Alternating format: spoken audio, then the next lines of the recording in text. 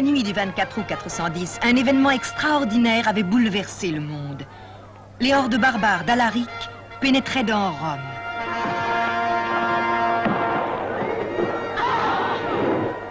C'est au temps du christianisme que le monde est dévasté, que le fer et le feu ont dévasté Rome.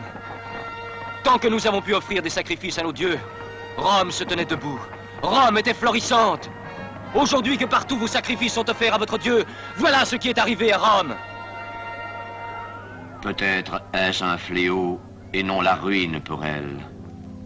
Peut-être est-ce une punition et non la destruction. Peut-être Rome ne périra pas si les Romains ne périssent pas. À Hippone, en Afrique, cette chute d'une ville éternelle devait inspirer les 22 livres de la Cité de Dieu. Pendant 13 ou 14 ans, l'évêque Augustin y travaille à travers 1000 occupations et 1000 soucis.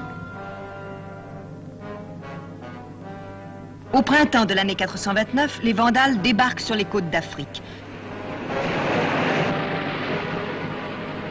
Toutes les villes et les places fortes du littoral succombent l'une après l'autre.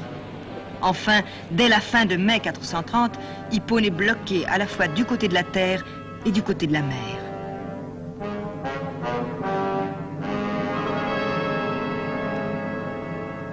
Ce que je demande à Dieu, parmi des misères si affligeantes, c'est qu'il lui plaise de préserver cette ville des ennemis qui l'assiègent, ou, du moins, qu'il me retire de ce monde et qu'il daigne m'appeler à lui. La Providence exauce la demande de son serviteur. Avant que s'achève le 3e mois du siège, Augustin tombe malade. Il ne devait plus se relever. Le 5 des calendes de septembre, on priait dans Hippone pour l'évêque Augustin. L'homme sortira pour aller à sa tâche et il travaillera. En murmurant une dernière prière que ses disciples répétaient avec lui, Augustin le Berbère, témoin du déclin de l'Antiquité et de l'avènement du christianisme, entrait dans l'histoire et dans la légende. Mystère d'un visage imaginé diversement par les artistes au cours des temps, figure d'un saint, mais aussi figure d'un homme.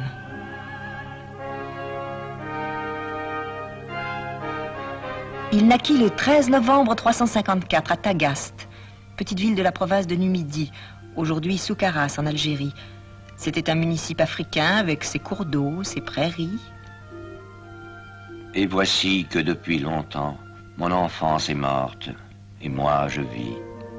Cet âge donc que je ne me rappelle pas avoir vécu, auquel je ne crois que sur la foi d'autrui. J'en imagine l'existence par l'exemple des autres enfants. On me mit à l'école pour y apprendre à lire. Pauvre enfant, j'ignorais à quoi cela pouvait bien me servir.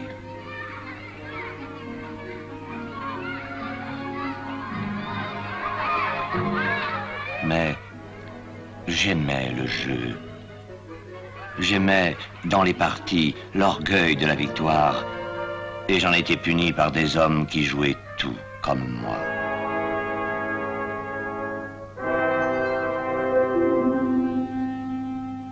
Ses parents décidèrent de l'envoyer à Mador, où il trouverait des professeurs capables de l'initier à la littérature et à l'éloquence.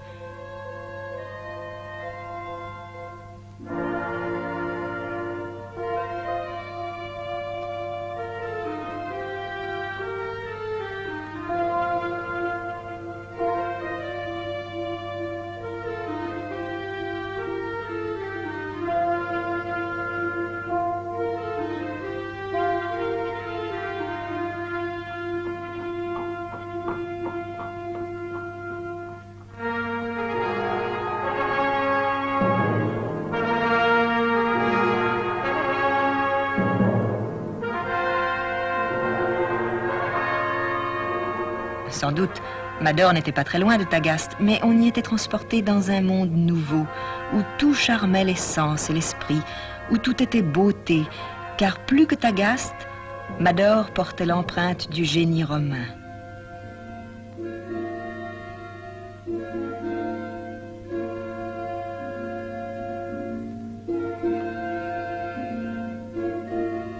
En sa 16e année, ses études se trouvaient interrompues. Ses parents l'avaient rappelé de Madore et cherchaient les fonds pour subvenir aux besoins d'un séjour plus lointain, à Carthage.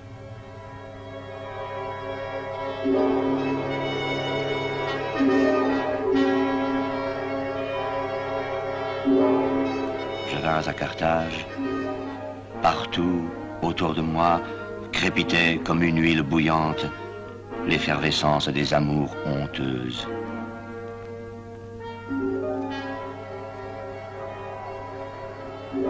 J'éprouvais un violent attrait pour les spectacles du théâtre, plein des images de mes misères et d'aliments pour le feu qui me dévorait.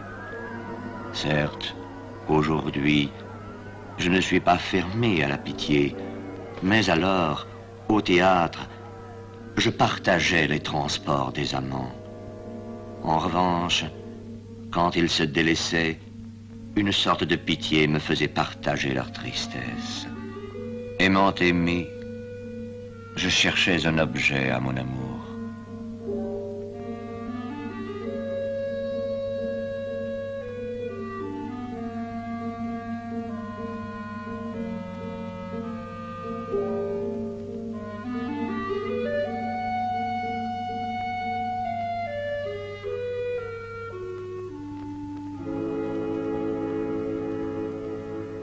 En ces années-là aussi, mourut un ami que la parité de l'âge et la communauté de nos études m'avaient rendu profondément cher.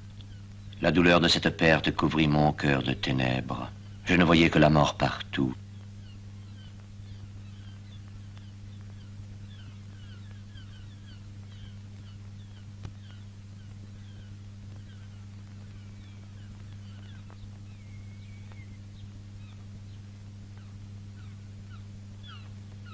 Seules les larmes m'étaient douces et succédaient à mon ami dans les délices de mon cœur.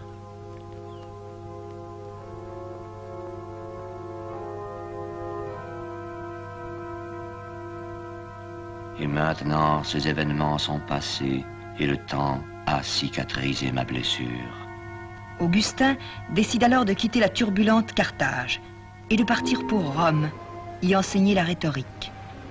L'idée que je partais arracha à ma mère des plaintes cruelles. Elle tint à me suivre jusqu'au rivage. Je la persuadai à grand-peine de passer la nuit dans une chapelle toute proche du navire. Or, cette nuit-là même, je partis furtivement.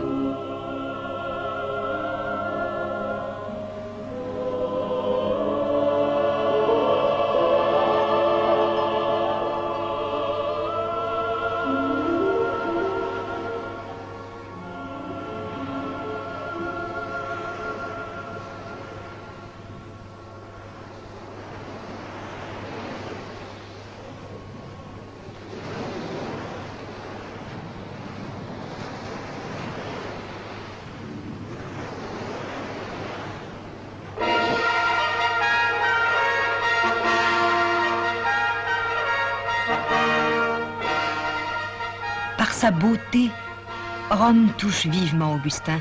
Il passe en revue les curiosités, les monuments célèbres étrangers.